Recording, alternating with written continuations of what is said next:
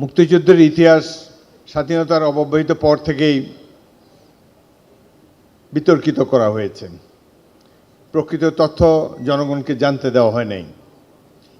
আমাদের দেশের রাজনৈতিক নেতারা নিজেদের গুণগান করে, গুণগান শুনেই অভ্যস্ত, অন্য কাউকে কোনো কৃতিত্ব তারা দিতে চায় না। এটা হলো বাংলাদেশের ট্র্যাডিশন। 1971 মার্চে যে সিচুয়েশন ছিল, নির্বাচনে ম্যান্ডেট ছিল 6 পয়েন্ট।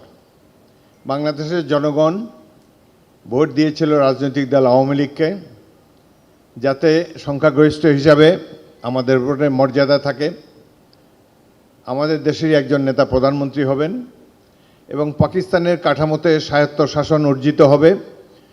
অন্যান্য প্রদেশগুলো যেভাবে Balochistan, Punjab, north West frontier Province যেভাবে সুযোগ সুবিধা পায়, তৎকালীন ইস্ট পাকিস্তানের জন্য একই সুযোগ সুবিধা পায়। এটি ছিল প্যারিটির আন্দোলনের একটি ফলশ্রুতি। সেজন্যই নির্বাচনে ভূমিধস বিজয় অর্জন করেছিল তৎকালীন দল আওয়ামী লীগ। স্বাধীনতার কথা তখনও বাঙালিরা উচ্চারণ করেনি। 25শে মার্চে একটি ভয়াবহ মিলিটারি ক্র্যাকডাউনের কারণেই বাঙালিদেরকে অস্ত্র তুলে নিতে হয়েছে এবং আমাদেরকে স্বাধীনতার দাবি করতে হয়েছে, স্বাধীনতার জন্য যুদ্ধ করতে হয়েছে। কোনো স্বাধীনতা যুদ্ধ এদেশে হতো না যদি ইস্ট বেঙ্গল রেজিমেন্টের 5টি ব্যাটালিয়ন মার্চ মাসে বিদ্রোহ না করত। মুক্তিযুদ্ধ না হলে বাংলাদেশ স্বাধীন হতো না, আর এই সেনাবাহিনীর সদস্যরা বিদ্রোহ না করলে মুক্তিযুদ্ধ হতো না। এটি হলো একটি বাস্তবতা, যেটি স্বাধীনোত্তরকালের ইতিহাসে যথার্থ মর্যাদা পায়নি। 5টি ক্যান্টনমেন্টে, যশোরে 1 ইস্ট বেঙ্গল, জয়দেবপুরে 2nd ইস্ট বেঙ্গল, সৈয়দপুরে 3rd ইস্ট বেঙ্গল, কুমিল্লাতে 4th ইস্ট বেঙ্গল এবং 8ম ইস্ট বেঙ্গল চট্টগ্রাম ক্যান্টনমেন্টে বিদ্রোহ করে পাক বাহিনীর বিরুদ্ধে প্রতিরোধ যুদ্ধে অবতীর্ণ হয়। আমাদেরই একজন সিনিয়র সেনা কমান্ডার, 8ম ইস্ট বেঙ্গলের উপ অধিনায়ক মেজর জিয়াউর রহমান বীর উত্তম, তিনি স্বাধীনতার ঘোষণা দেন। এটি সর্বজন বিদিত। এই স্বাধীনতা ঘোষণাতে আমরা সবাই অনুপ্রাণিত হয়েছি, দেশবাসী উজ্জীবিত হয়েছে, অনুপ্রাণিত হয়েছে। হাজার হাজার লাখো ছাত্ররা দৌড়ে এসে আমাদের কাছে বলে, স্যার অস্ত্র দেন, যুদ্ধ করব। অদ্ভুত এক বাঙালি তরুণদেরকে আমরা দেখেছি 1971 সালে। যারা না দেখেছেন কল্পনাও করতে পারবেন না। লুঙ্গি পরা, গেঞ্জি গায়ে, খালি পায়ে, ভেতো বাঙালি, স্কুলে 9-10-এ পড়ে, গ্রামের স্কুলে, জীবনে একটা রাইফেল স্পর্শ করে দেখেনি। তারা ঘর বাড়ি ছেড়ে বাবা মার ফ্যামিলির বন্ধন উপেক্ষা করে দৌড়ে এসে জীবন উৎসর্গ করার জন্য আমাদের কাছে উপস্থিত হয়েছে। বলে, স্যার অস্ত্র দেন, ট্রেনিং দেন, যুদ্ধ করব। অদ্ভুত এক জাতির দেখা পেয়েছিলাম সেদিন। এটি যারা না দেখেছে কল্পনাও করতে পারে না। আমাদেরকে পাকিস্তানিরা ছোট করে দেখতো যে এরা তো মাছলি খায়, নন মার্শাল রেস। তো 9 মাসের যুদ্ধে বাঙালি প্রমাণ দিয়েছে বাঙালি বীরের জাতি। এই যুদ্ধেই নেতৃত্ব দিয়েছেন জেনারেল আতাউল গনি ওসমানী, তৎকালীন মেজর আতাউল গনি ওসমানী। তার সাথে আমার অত্যন্ত স্নেহের সম্পর্ক ছিল। তিনি আমাকে খুবই স্নেহ করতেন। তার একটা কারণ ছিল, 1951 সালে ইস্ট বেঙ্গল রেজিমেন্টের তিনি একটি ব্যাটালিয়ন কমান্ড করেছিলেন। সেটি হলো 1ম ইস্ট বেঙ্গল, যে ব্যাটালিয়নে আমি কমিশন পেয়েছিলাম। তিনি এই ব্যাটালিয়নের সিও ছিলেন। যেহেতু আমি সিনিয়র টাইগার 1ম ইস্ট বেঙ্গলের সদস্য, সেজন্য তার কাছ থেকে একটু বাড়তি স্নেহ আনুকূল্য সবসময় আমি পেয়ে এসেছি। তার সাথে প্রথম দেখা 70 সালে ইস্ট বেঙ্গল রেজিমেন্টের রিইউনিয়নে তিনি যশোরে এসেছিলেন, আমাদের ব্যাটালিয়নের রিইউনিয়নে। সেখানে আরও যারা ছিলেন তার সাথে এই উপস্থিত ছিলেন, তিনি যখন লেফটেন্যান্ট কর্নেল, তার অধীনে 2nd লেফটেন্যান্ট দস্তগীর, জলিল, খলিল, আরও বেশ কয়েকজন। তার পার্সোনালিটি এমন ছিল, তখন একজন কর্নেল ওসমানীর সামনে এরাও যথেষ্ট বয়স্ক পক্ককেশ, তারাও সেই 2nd লেফটেন্যান্টের মতোই তার সামনে দাঁড়াতেন।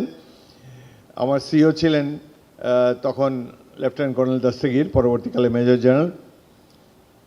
তিনি ওই মেস এরিয়ায় ঢুকেই বলেন, হাফিজ চেক করেছো, টয়লেট রুম চেক করেছো?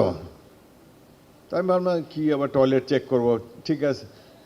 তো যাই আবার দেখে টেকে আসলাম। আর তুমি জানো না, দেখবা কর্নেল ওসমানী এসে প্রথমেই উনি ওই টয়লেটে যাবেন দেখতে এটা পরিষ্কার আছে কিনা। আমি বললাম এত বছর পরেও মনে আছে, আপনারা তার আন্ডারে ছিলেন 51 সালে, এটা তো 70 সাল। বলে না না না, ওল্ড সোলজার্স ডোন্ট চেঞ্জ। পরে ঠিকই দেখলাম কর্নেল ওসমানী এসে এদের সাথে দুই এক কথা বলে, এই চলো let me watch, let me see the toilet. ঠিকই গেলেন। ভাগ্যিস আমি যাই চেক টেক করে ঠিকঠাক কন্ডিশনে রেখে এসেছিলাম। আমি দেখলাম যে মানে লিডারশিপ কোয়ালিটি কাকে বলে, এত বছর পরেও তিনি তার সেই সাবল্টানদেরকে কিভাবে উপদেশ দিচ্ছেন, কিভাবে তাদেরকে গাইড করছেন, অনেক কিছু এদের কাছ থেকে শেখার আছে। তার পার্সোনালিটি ছিল অদ্ভুত। জেনারেল ওসমানীর খালি গায়ের রংটা ছিল বাংলাদেশি, আদারওয়াইজ তিনি একদম ব্রিটিশ। কথাবার্তা, চাল চলন, হ্যাবিট সব কিছু একজন ব্রিটিশ অফিসারের মতোই ছিল। দেখতাম এয়ারপোর্টে মাঝে মাঝে তার সাথে দেখা হতো।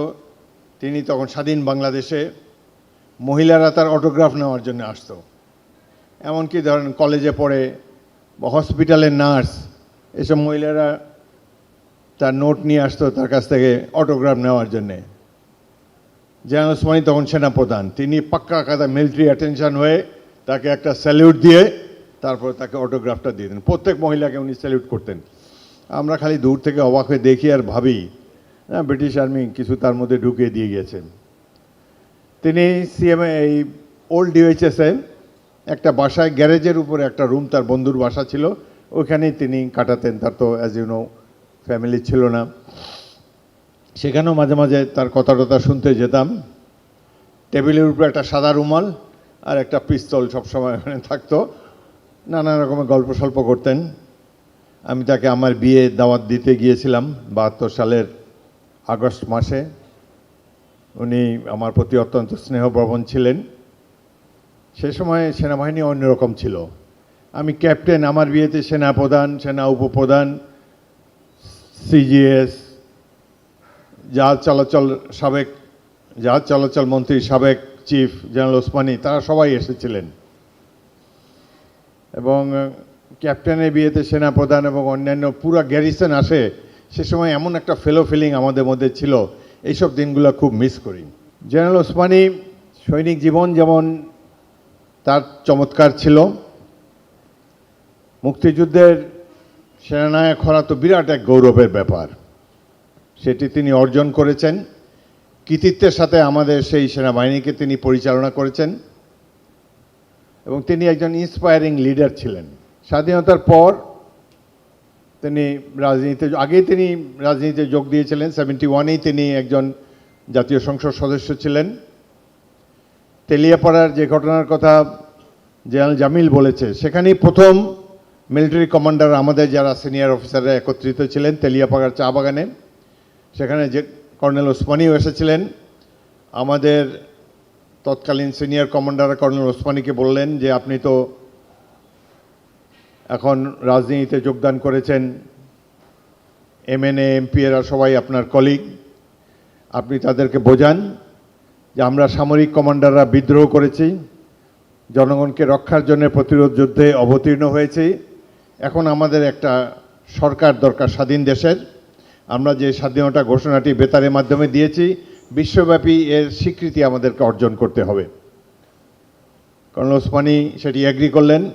তিনি দায়িত্ব নিলেন, রাজনীতিবিদদেরকে একত্রিত করলেন, তাদেরকে বোঝাতে সক্ষম হলেন কিভাবে মুক্তিযুদ্ধ করবে, সৈনিকরা কিভাবে অংশ নেবে এবং রাজনৈতিক দলের কর্মকাণ্ড কি হবে, কিভাবে তারা বহির্বিশ্ব থেকে আমাদের স্বাধীনতার দাবির প্রতি সমর্থন আদায় করবেন, এটি তাদেরকে তিনি কনভিন্স করতে সক্ষম হলেন। এটি তার জন্য একটি বিরাট কৃতিত্বের বিষয়। তার পার্সোনালিটি এমন ছিল, সামরিক বাহিনীর অবসরপ্রাপ্ত কর্মকর্তা হয়েও পলিটিশিয়ানরা তার কথা শুনেছেন, আর সামরিক বাহিনী তো তার প্রতি চির অনুগতই ছিল। আমরা 71-এ মুক্তিযুদ্ধ করেছিলাম গণতন্ত্রের জন্য। সেই গণতন্ত্র আজ অবধি পূর্ণভাবে প্রতিষ্ঠিত হয়নি, বরং গণতন্ত্র নাই তো ছিলই না। সেখানে 75 সালের জানুয়ারি মাসে একটি একদলীয় শাসন ব্যবস্থা প্রবর্তন করা হলো জনগণের ইচ্ছার বিরুদ্ধে গিয়ে। এ সম্পর্কে ডক্টর মাহবুবুল্লাহ বলেছেন। সেই সময় জেনারেল ওসমানী যে সাহস দেখিয়েছেন, বাংলাদেশে খুব কম লোকে এই ধরনের সাহস দেখাতে পারে। দুজন মাত্র সংসদ সদস্য ব্যারিস্টার মইনুল হোসেন এবং জেনারেল আতাউল গনি ওসমানী, তারা তৎকালীন প্রধানমন্ত্রী শেখ মুজিবুর রহমানের সামনে প্রকাশ্যে বলেছেন যে আপনি একদলীয় শাসন ব্যবস্থা প্রবর্তন করবেন না, গণতন্ত্রের জন্য লড়াই করতে গিয়ে আমরা দেশকে স্বাধীন করেছি, গণতন্ত্রকে নির্বাসনে পাঠাবেন না। তার কথা তেমন গুরুত্ব দেননি, তিনি পদত্যাগ করে চলে আসেন। এই তো character of a senior citizen, character of A politician, character of a public leader, যেটি তিনি প্রমাণ দিয়েছেন।